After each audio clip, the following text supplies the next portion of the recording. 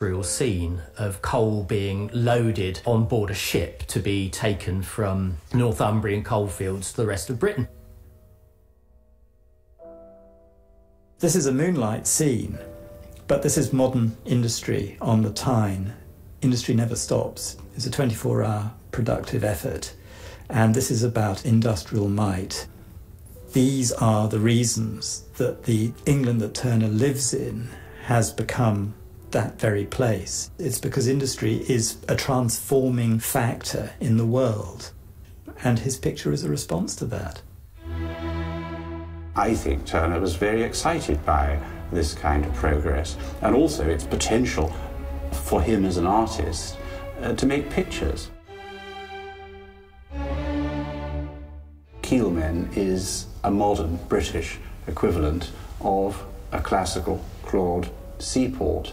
It's a tradition brought up to date.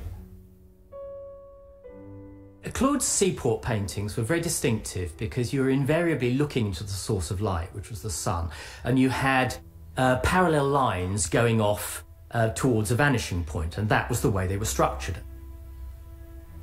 And the structure that he uses for this very, very modern subject is essentially a Claudian structure.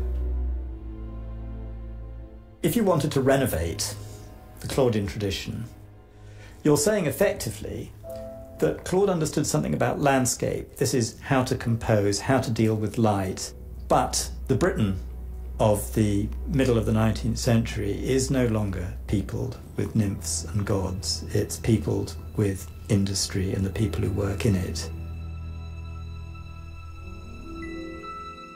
But this momentous scene could never have existed without one pursuit that had dominated the age: science.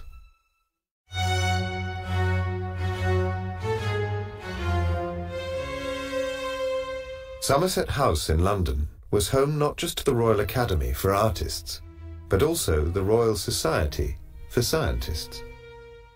In the early 1800s, there was no great divide between art and science like there is today. They shared the same building.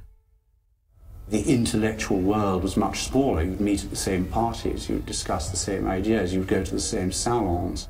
There wasn't this separation of cultures between the arts and sciences, so that, on one side of the wall there might be painters having a dinner, and then, 2 rooms down the corridor there might be a scientific lecture going on. We have reason to look upon the sun as a most magnificent opaque globe, possessed of an atmosphere in which luminous clouds, ever varying... In April 1801, just as Turner was hanging his next big seascape, on the other side of the wall at the Royal Society, legendary astronomer William Herschel was giving a lecture on the sun. In order to obtain as intimate a knowledge of the sun, it is obvious that the first step must be to become well acquainted with all the phenomena that appear on its surface. Openings, flats, ridges, nodules, crankles, shallows, dimples, and punctures. Herschel's lecture on the sun was published immediately, and it was at this point that Turner also began to look at the sun in a new way. Even here in this most Claudian of landscapes is evidence of the latest scientific thinking. Young women dance around celebrating a new harvest. It looks like another Claude, except for one thing: the sun. There are many, many, many examples in Turner throughout his life of new science triggering ideas. In a sense, Herschel allows the way Turner paints the sun in the Macon. Without Herschel's observations, Turner might not have really thought about it. That was the trigger. If you look closely at the picture, it does seem to have incorporated ideas that were announced. The way the paint is actually applied, with a sort of ridge in it, seems to be taking Herschel's discovery and manifesting it in paint. Whereas Turner's great hero, Claude, would paint the sun as a yellow disc hanging in the sky, Turner paints slashes of little sharp lines. Turner is noted throughout his career for making the sun a very physical object, of using impasto, which is thick paint that sticks up. If you look at a canvas sideways, it would stick up like a boss of a shield, to bring the sun as a physical object very much closer to the spectator's attention. For the first time in painting, I think we can say, he sees the sun as a real object, but something that you simply cannot look at without damaging your eyes. We are being blinded by that sun. When I was a boy, I used to lie for hours on my back watching the skies and then go home and paint them. And there was a stall in Soho Bazaar where they sold drawing materials, and they used to buy my skies. They gave me 1 shilling 6pence for the small ones and 3 shillings 6pence for the larger ones. There's many a young lady who's got my sky for her drawing. Turner's sketchbook from 1804 contains a record of the stages of an eclipse. But it's not just the heavens that were being analysed. Turner was absorbing developments in the understanding of the weather. In December 1802, a young Quaker called Luke Howard gave a lecture to a small group of scientists in London. It would become a landmark moment in the creation of modern meteorology. My talk this evening is concerned with what may strike some as an uncharacteristically impractical subject.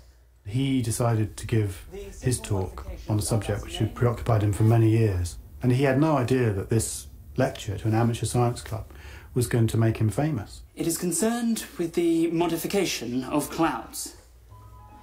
If clouds were merely the result of the condensation of vapour in the atmosphere, then indeed might the study of them be deemed a useless pursuit of shadows.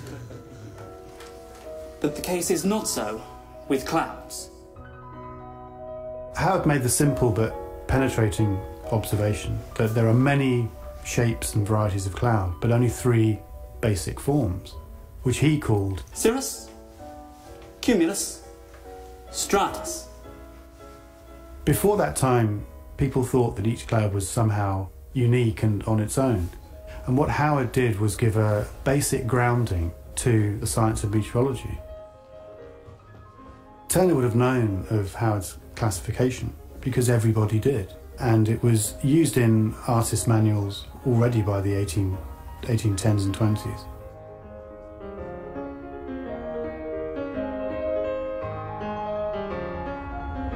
Hereafter I shall estimate the force of the wind according to the following scale.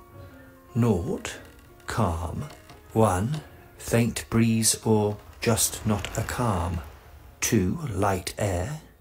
3, the sun was being mapped, the clouds classified, and in 1806 a ship's captain called Francis Beaufort measured the wind. 7, gentle, steady gale. He came up with a fantastically simple idea. Instead of simply having a list of wind strengths from 1 light breeze to 12 hurricane, why not measure the effects that those winds have on the sails of a ship? That was a brilliant insight. It used a visual sign for creating a new way of understanding weather. And Beaufort's scale, it's been amended a little bit, but essentially it's still with us.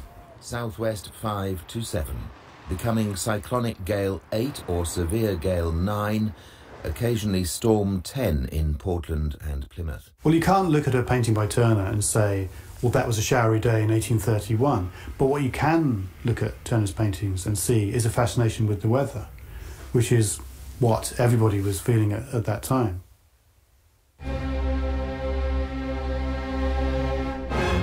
The root of that feeling is what philosophers called the sublime. An obsession with the powerful forces of nature. It was the big idea for Turner and other Romantic painters in the early 1800s. The sublime was a category of art which represented nature at its most terrifying and intimidating. Turner was fascinated